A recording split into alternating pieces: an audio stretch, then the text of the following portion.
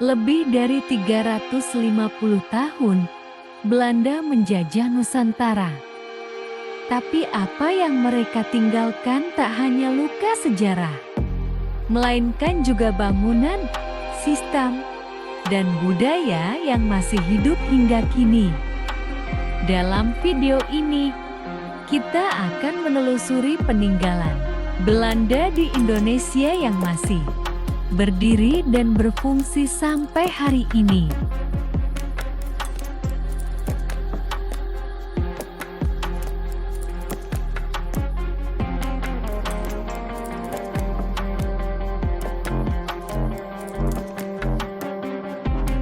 Di jantung ibu kota, Kota Tua Jakarta atau dulu dikenal sebagai Batavia, menyimpan jejak era VOC. Bangunan seperti Museum Fathahillah dulunya adalah Balai Kota Batavia. Masih kokoh, masih digunakan, dan kini menjadi pusat wisata sejarah.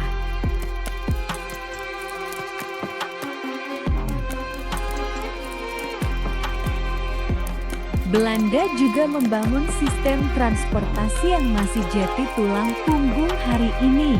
Kereta api, Stasiun Jakarta Kota, Stasiun Tugu Yogyakarta, hingga Stasiun Semarang Tawang adalah bangunan tua yang tetap aktif.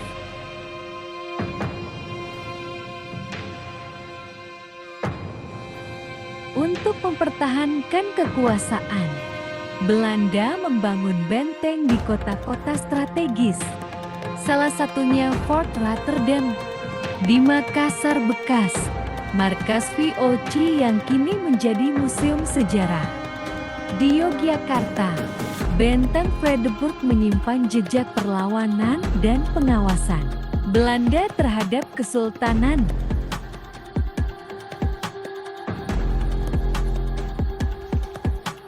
Belanda juga membangun banyak kanal dan sistem drainase, seperti di Semarang dan Jakarta, yang masih berfungsi untuk pengendalian banjir.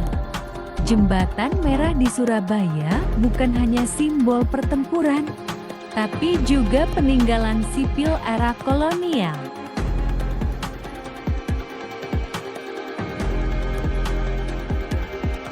Banyak institusi pendidikan yang dibangun Belanda masih aktif.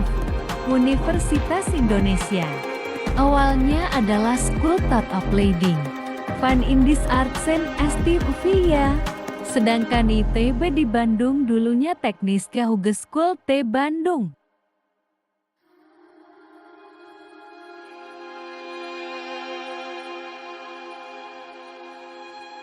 Di berbagai kota, gereja-gereja tua bergaya arsitektur kolonial masih digunakan untuk ibadah hingga kini.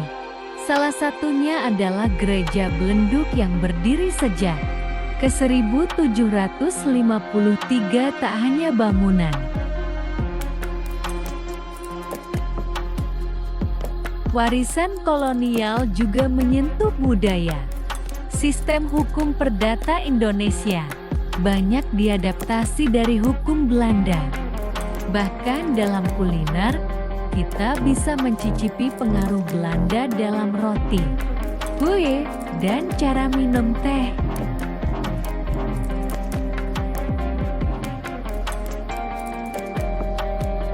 Peninggalan Belanda di Indonesia bukan hanya sisa-sisa penjajahan, tapi juga saksi sejarah tentang bagaimana bangsa ini dibentuk, diperjuangkan, dan kini berdiri sendiri.